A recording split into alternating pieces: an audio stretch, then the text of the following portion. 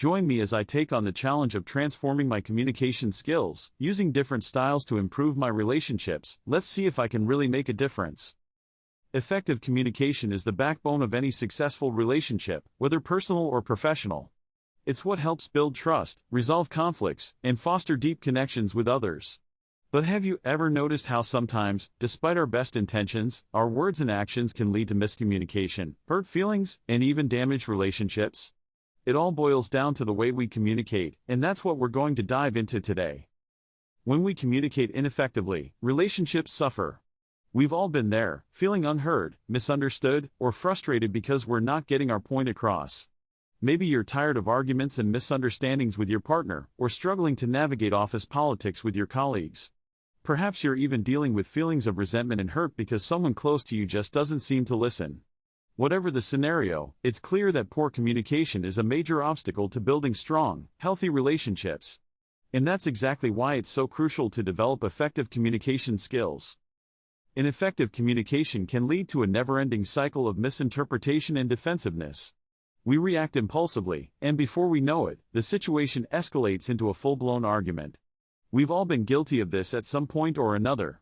It's only when we take a step back, reflect on our behavior, and make a conscious effort to communicate more effectively that we can begin to break this cycle and build stronger, more resilient relationships.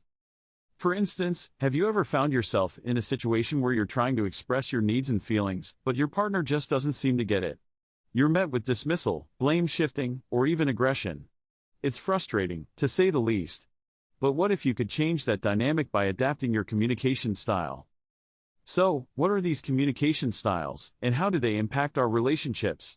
Well, there are 4 main types: assertive, passive, aggressive, and passive-aggressive. Each has its own strengths and weaknesses, and understanding them can help us navigate relationships more effectively. Let's start with assertive communication. This style is all about being clear, direct, and respectful while expressing your needs and feelings.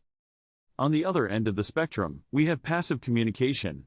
When we communicate passively, we tend to prioritize others' needs over our own, which can lead to feelings of resentment and frustration. We might avoid confrontation or express our feelings indirectly, but this can come across as unclear or even manipulative. Then there's aggressive communication, where we prioritize our own needs and express ourselves in a forceful, often confrontational way. This can be overwhelming and even intimidating to others. Finally, we have passive-aggressive communication, which is often a mix of both passive and aggressive tendencies. This style can be particularly damaging, as it involves indirectly expressing negative feelings, often with a hint of sarcasm or backhanded compliments. Now, you might be thinking, wait, which style am I? Or which style is my partner using? The key is to recognize that we're all capable of using multiple communication styles, and it's about being aware of when and how we're using them. I want to share a personal story that illustrates the power of adopting healthier communication styles. I used to struggle with passive-aggressive communication in my romantic relationships. I'd make sarcastic comments or give the silent treatment, expecting my partner to somehow magically understand what I needed. But it only led to conflict and hurt feelings. One day, I realized I needed to make a change.